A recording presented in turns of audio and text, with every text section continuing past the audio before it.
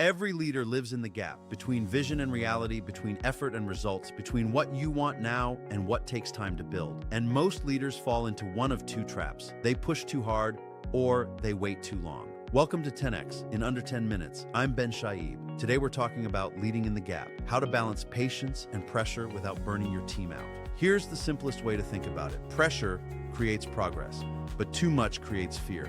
Patience builds trust, but too much creates drift. The job isn't more pressure or more patience. The job is knowing when to use which. And leaders get tricked because both mistakes can look like leadership from the outside. If you push too hard, you call it high standards. If you wait too long, you call it giving them space. But underneath, one creates anxiety and the other creates mediocrity. Let me make this practical. When your team is under too much pressure, people stop telling you the truth until it's too late. Mistakes get hidden, communication gets shorter, everyone stays busy, but creativity disappears. You may still hit numbers for a while, but you're building it on stress. When your team is getting too much patience, deadlines turn into suggestions. Priorities blur. We're working on it becomes the permanent update. Momentum slows, and eventually, the best people get frustrated because standards don't feel real. Here's a story. I worked with a founder who pushed relentlessly. He was smart, ambitious, and results-driven. And to be fair, results came, but people broke. Turnover climbed, meetings felt tense, even wins felt heavy, like survival instead of progress. So we didn't remove pressure, we aimed it.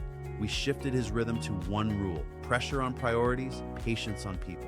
That meant we got extremely clear on the few outcomes that truly mattered, and we applied pressure there with clarity, deadlines, ownership, and consistent follow-up. But with people, especially people growing into new roles, we slowed down, we coached more, we gave space to learn without fear. Performance stabilized, retention improved, and he stopped being the bottleneck. Now, I've also seen the opposite. I worked with another leader who was patient with everything.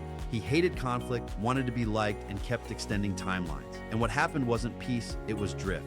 The team learned urgency was optional, and his top performers got frustrated because standards weren't consistent. Same fix: pressure on priorities, patience on people. Here's the framework that makes this repeatable. I call it the dual speed model. Be fast on decisions, slow on people. Be urgent on goals, patient on growth. Fast decisions remove confusion. Slow people development prevents burnout. Urgent goals create momentum. Patient growth builds capability. Where leaders mess this up is mixing it. They're slow to decide, then fast to blame. They change direction constantly, then demand perfection inside chaos. That's when teams feel like they're sprinting in circles. So here's a rule you can steal and use immediately. Be impatient with confusion. Be patient with learning. Confusion is a leadership problem. Fix it fast. Learning is a human process. Support it. Now ask yourself two questions this week. Where am I pushing when I should be patient?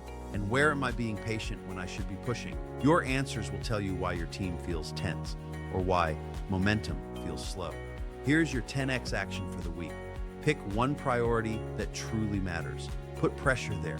Define the outcome. Assign a clear owner. Set a real deadline and do a weekly check-in. Then pick one person who's growing into a bigger role. Give patience there, coaching, reps, feedback, and protection from chaos so they can actually develop. Pressure on priorities, patience with people. If you want help calibrating this inside your business, reach out.